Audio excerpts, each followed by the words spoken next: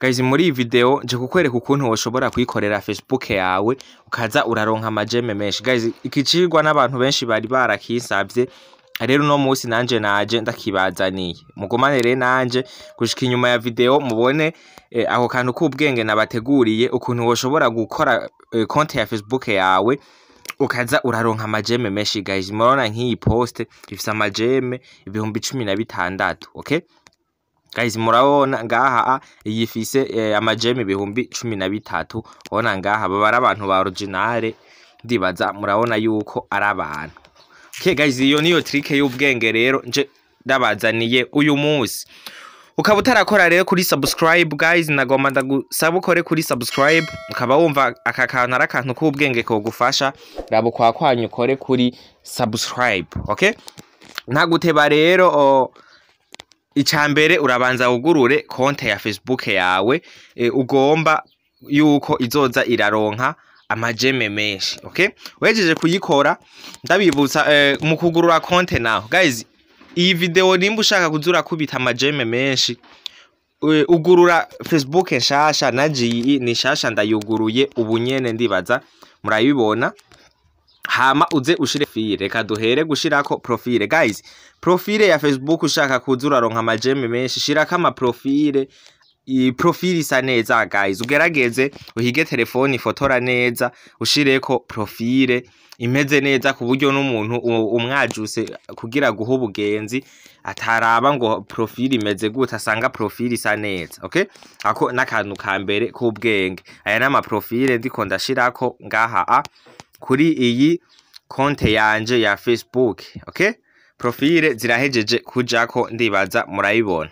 Iyi ni step ya mbere, okay? Guys, ndabereka uburyo bwose ushobora guparametra konti yawe kugira uze uraronka ama like menshi. Hama umwaka w'amavuka ucuze uwufute, konti izobikira ishasha biba bikiri hejuru. Hama uze ngaha kuri remove, kuri move ufyondugire kuri move. Umwaka w'amavuka turawufuse. Hama ucuza kuri profile hejuru kutu tuburungu dutatu, okay? Uze profile akuti tuburungu dutatu ucusona ngaha kuri change audience ufyondeko nkuku. Hama ucusona ngaha kuri see more. Hama ugire ngaha kuri only me kuri aka kanyuma, nukuvuga profile ntihagire umuntu azoyikurako uzoyibone wenyene, okay? Ni step ya mbere. Twagiye rero urahejeje gushirako amafoto do profile vyose. Ya rero ucuza ahantu kutu tuburungu utudukwego dutatu. Guys, ndabibutsa iki ni gice ca mbere kuko sinobishira muri video imwe vyoca biba birebire. Iki rero iyi ni partie 1 tukore aho tugarukiriza tuzoca tubandanya na partie ya kabiri mpaka turangije uko woshobora kuyikorera konti yawe ya Facebook ukazura vuguta uronka amajeme menshi, okay? Hama ucuza ahantu rero kuri settings. Guys, ahantu hari ibintu vyinshi bituma wozura kubita amajeme ateye ubwoba. Rero wewe ucuza umanuke. Guys, munkurikirane step by step, tuza turagenda kimwe kimwe. Ntituhakoresha nongaha, ntituhakoresha ubu nongaha, ntituhakoresha ino hose turamanuka musi, okay? Tumanuke. Guys, aka nakantu k'ubwenge Facebook yongeyemo ka profile looking, nukuvuga n'uburyo ushobora guproteja profile yawe akanzokabereka mu kindi cigwa kizokurikira. Muraza kunyandikira muri commentaire nimba mushaka nzokabahe. Twagiye rero duhereye ngaha kuri profile information uce ufyondako nkuku, okay? Murayibona nta bintu duhindurako nahone, nimero ya telefone twuguruyeko byose ibi ntaco duhindurako. Twagiye rero hantu niho tugomba duhere. Muze kuraba ko hari audience and visibility.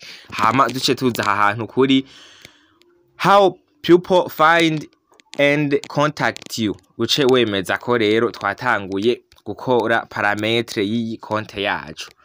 Rero baratubaza bati ngo who can send your friend request. Urafyondako ugumiza hanyene kuri everyone, ni kuvuga buri wese.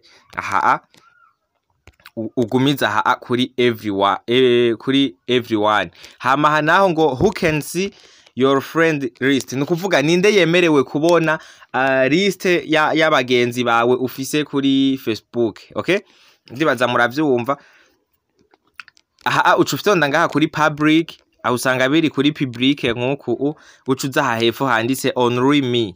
Aha only me nukuvuga nta muntu yemerewe kubona abagenzi wewe ufise musanzwe muvugana. Murumva yuko ako arakantu k'ubwenge. Hama aha hepfo naho baraza bakatubaza ngo people with your email address. Aha baratubwira ngo abantu muvugana musanzwe muri aba contact ngo barashobora kubona email yawe. Guys, urazi yuko umuntu mu gihe azi email yawe ashobora guhakinga konti yawe ya Facebook. Aha naho ne turafyonda ko nkuko ucuza ngaha kuri no one nukuvuga nta numwe yemerewe kubona Gmail yanje. Okay, hama naho ngo people with your phone number nukuvuga nahone nta muntu yemerewe kubona nimero yanje ya telefone nuguruye ko account yanje ya Facebook. Guys, ntibazobone isigaye kubita ama 5k amajeme ngo bace baza kuyintwara. Uce ufyonda ko ngaha nkuku. Okay, aha naho hepfo naho baravuga ati ngo do you want to search engine news outside of Facebook to link to your profile. Nukuvuga aha ni kujya umuntu ashobora kukurosheresha kuri Facebook akabona izina ryawe, yanditse izina ryawe agashobora kukubona canke akoresheje link. Ibi navyo ni vyiza kubera umuntu umubwiye izina ryawe ashobore kukubona kuri Facebook. Okay, aha rero hambere turahejeje, aha turahahejeje. Okay, hama twagiye aha naho hepfo handitse ngo post. Aha hepfo kuri post naho hadufasha kugurura amaswivi ni bajya abantu usanga badukurikirana. Ndibaza ku bantu mumenyereye ibintu vya Facebook naka kantu k'ubwenge ndazi hari abantu bari barakambajije, ariko navuze ati reka nzobaha ari video kwiye yo kugira mubone ama like menshi. Hama urafyonda rero aha kuri who can see your feature post ucufyondako aha rero cugira ngaha kuri public. Aha nukuvuga ngo ninde yemerewe kubona ama post yanje. Guys, ni buri wese kugira ama post yanje aje ntipostinga gusa ifoto yanje icikwira ku makonti y'abantu benshi kugira bace bampa amajeme. Guys, hama hare mu kugura amaswivi ndibaza mwabonye aho nari mfyonze. Ucufyonda aha kuri aka ka kabiri ufyondeko, hama kuri limit order posters ucufyondako, hama ucufyonda ngaha kuri confirm. Aha wemeza ko nkuku. Okay, aha rero uba uhejeje iyi step ya kabiri yo kuri post. Okay, hama rero twagiye ngaha kuri story naho. Guys, na foto ya story waruzi yuko ushobora gusetinga ngaha nyene muri parametre ukazurabonwa n'abantu benshi. Guys, ukaronka ama views kuri story ateye ubwoba. Ndibaza muraza kugenda mubibona. Guys, umuntu tubana gushika impera ya video ndazi araza kunshimira. Ufyonde rero ngaha kuri story naho ucuza aha hambere handitse ngo story privacy. Ucufyondako, hama murabona yuko ngaha kuri ucugurura konte, umuntu wese yuguruye konte ya Facebook kuri story haba hari kuri friends. Nukuvuga iyo postinze ifoto kuri story ibonwa n'abagenzi bawe gusa. Rero cuhindura aka kantu ushire ngaha kuri public. Okay, ushire ngaha kuri public nukuvuga ucugira ngaha kuri save.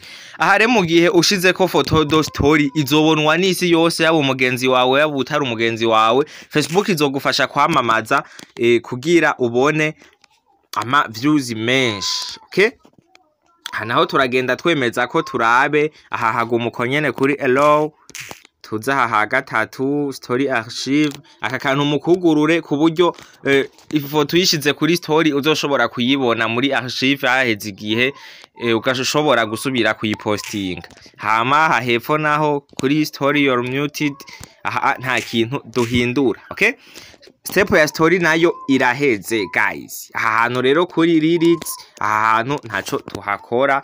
Aha ngo lyrics privacy. Aha turinjiramwo nkuko turabe. aha nta kintu na kimwe duhindurayo guys. Okay, ndibaza murabona yuko ari utuntu tw'ubwenge gusa ndiko ndabatamwe. Hama rero ngo forwards and public content, aha hantu nahone guys ucuza winjiremwo nkuku. Okay, turinjiramwo hama turindire. Aha rero ngo who can follow me, ninde yemerewe kunkurikirana, donc kunsaba ubugenzi. Aha ucuhindura ushire ngaha kuri public, no kuvuga kugira bikunde n'amasuivi yawe aduge. Okay, ubona ko hagiye kuri public. Aha rero ucuza no kuri aka kantu ngo who can see your followers on your timeline. Aha ucuza ushire ngaha kuri only me, no kuvuga nta muntu yemerewe kubona abantu bankurikirana. Okay, aha ni kuri Facebook guys. Aha naho tugumiza ukunyene ni ngo ninde yemerewe gukora commentaire kuri post yanje, ni buri wese abonye iyo post yanje. Haguma kuri public, hama ngo public profile information. Aha guys, ibi ni bibi cyane yuko abantu babona information za ntuze za konte yawe. Nukuvuga hagiye umuntu agiye kuri profile ngo agaca hitabone ama nimero, ndibaza bimwe twugara byose mwabibonye. Aha rero ibu bimaze ucukora retour. Okay, duca dukora retour ivyo twabimaze. Aha rero twagiye naho ngo profile and tagging, uca wemeza ko naho twinjiremo guys. Aha hantu niho hari ibintu byinshi rero biri kuri Facebook. Aha hantu rero mbere handitse ngo who can post on your profile guys. Aha hantu n'abantu benshi cyane batazi aka kantu k'ubwenge guys. Nukuvuga bisigura ngo ninde yemerewe gupostinga muri profile yanje guys. Hari gihe wewe uriko uraraba mu mafoto wa postinze hajya nyene muri Facebook yawe, uriko uraraba ibintu wa postinze ugasanga hari amafoto y'abandi bantu bagiye barapostingamwo, donc basharinze kubera musanzwe muri abagenzi, ugaca usanga amafoto yabo yaje muri profile yawe. Donc umuntu aje kuraba ibintu wa postinze agasanga harimwo yantuze hariyo amafoto y'abandi bantu guys. Ari nayo mpamvu mwari mumaze imisi mubona mu misi nk'iyo misi heze wagenda kuraba kuri profile y'umuntu ukabona ko ibifoto by'urukozasoni, ndibaza abatari bake mwari mumaze imisi mubibona kuri Facebook. Bijya bintu rero navyone vyugariye kuri aka kantu guys. Nzobakorera video y'ukuntu ku bantu mukibibona ku makonte yanyu ya Facebook mwoshobora kubihagarika, ariko ku bantu tugeranye kuyu munota w'iyi video ni mubanze namwe muce muhagarika ibi bintu. Aha rero hambere ucufyondako ugacugira ngaha kuri only me, nukuvuga nta muntu yemerewe gupostinga, donc gusharing ikintu ngo kiboneke kuri profile yanje nkaho ari je nagipostinze. Okay, ndibaza murabibona. Aha naho ngo who can see what others post on your profile. Aha uremeza ko ugacugira kuri everyone. Aha hambere ucufyonda kuri everyone nkuku. Aha naho tugumiza ukunyene. Aha hakurikira aha tugumiza ukunyene kuri yes, nta na kimwe aha. Okay, aha rero ngo aha kuri tagging rero nibajya bataginga nk'izina ryawe kuri poste zabo. Aha urafyonda ko nkuku ugacugira ngaha kuri everyone. Umuntu wese aremerewe kuntaginga kuri profile yiwe, urashirako no ngaha hepfo. Aha hepfo turahagumiza uko nyene kuri friend ngo when you are tagged to in a post, who do you want to add to the audience of the post if they can't already see it. Aha tugumiza aha nyene kuri friend. Okay, hama tumanuke aha hepfo. Aha niho tuvuye. Okay, hama duce tuza aha ngo review tag people add your post. Aha haguma ukunyene kuri off. Okay, aha rero turahamaze guys. Tugomba duce duhereza aha hantu. Okay guys, turabe tuje aha kuri blogging. Aha ntaco dukoraho, tuze ngaha kuri active. Okay, aha ntaco duhindurako guys. murayibona ndabona video nta partide izobaho ibintu vy'ubwenge turabirangije guys mwihangane video murabona yuko ibaye ndende ariko murabona yuko ari akantu k'ubwenge nabazaniye guys ibi bintu vyose nzobibigishamwo ha muri parametre mwico ndabasaba gusa kubandanya mutubwira muri commentaire ibintu muba mushaka tubigisha aha rero turahejeje guparametra account yacu ya Facebook guys Facebook ni ibigezweho kuri telefone nimuze mudu following uraza wandike ibigezweho kuri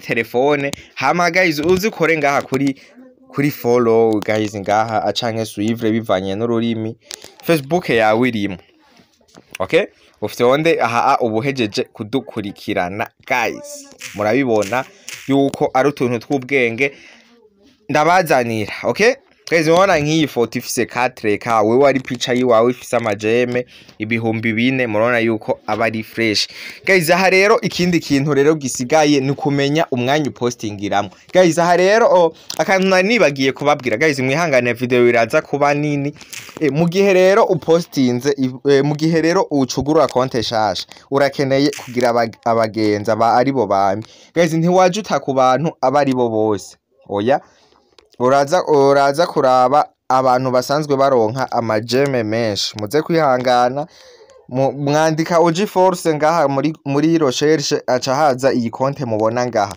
muze kwihangana nkayinjiramwo nkinjira muri profile yiwe ica mwe muca mubona ibintu vyirabura kumvo zuko yakoze akantu bita security kuri konte yiwe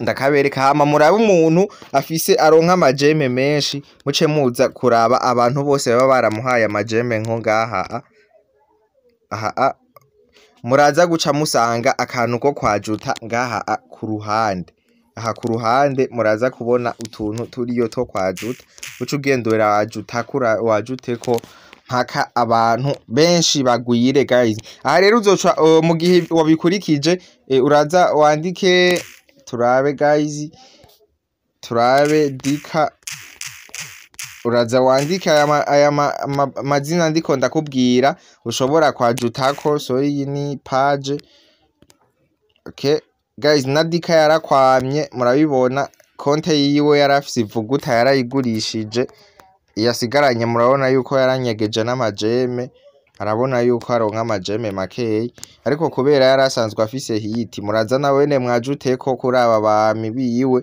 muraza gusanga akantu ko kwajuta ngaha ku ruhande muraza guca mutubona nkuku wajute abantu bose bamuhaye amalike guys okay hama guys mu kugira rero umenya abantu benshi wajutako uzuraraba muri aba bantu baba baramuhaye amajeme uzurinjira mu maprofile yabo umuntu uza gusanga aronka amajeme igihumbi ariyo enka deka truwaka kuduga nawe ucumufyondako ugaca umwajutako okay uraraba nyene iprofile iza kubisa neza nk'uyu yarakwamye okay turabe guys n'uyu yarakwamye wese guys ariko muze kuraba mu bigerageze ubundi muntu muza kwajutako nari nibagiye kubabwira yitwa Proboy TZ urandika Proboy TZ nk'uko nawene muze kwihangana bica vyirabura kubera fibi yiwe irisekirize hariho akantu yashizeko ariko bitaga protection de profile turabe ngaha mu makonte ni iyi konte yiwe muca muyibona aha Proboy TZ guys aha rero mwebwe ntimuriko murabibona mubona ibintu vyirabura kumvo zuko yarayiprotege guys uwo mutipa aravuguta kubita poste yiwe ya mbere ifise 4K pwede guys aravuguta maenka uza ufyonde kuri ka hantu ubona abantu bose bamuhaye amalike hama wajuteko abantu biwe bose guys iyi niyo trick y'ubwenge rero nari nabateguriye mubandanye mudushigikira mu gukora kuri subscribe shimira umuntu twabanye kuva ku ntango ya video gushika ku mpera yayo nakubwira ati bye bye wari kumwe na jewe nyene Obama guys nababwiye mu gupostinga mu gihe niwazurajuta ku bantu batandukanye ukabona urakwija abami ibihumbi 3 ariyo truwaka uzoce urekura poste samedi uzorekura iposta ari kuwa gatandatu isaha zine niho abantu bavuguta ku mafibi baba bavuye muri sport baba baje rero gupostinga, niwo mwanya usanga abantu benshi bariko barapostinga cyangwa ugapostinga nka harya 18 guys. Okay, nabiberetse rero hasigaye ndababwira ati bye bye, tuzosubira mu yindi trick izokurikira. Mwakoze kubana nanje kuva ku ntango ya video gushika ku mpera yayo guys. Video nimba uyikunze yisangiza abandi.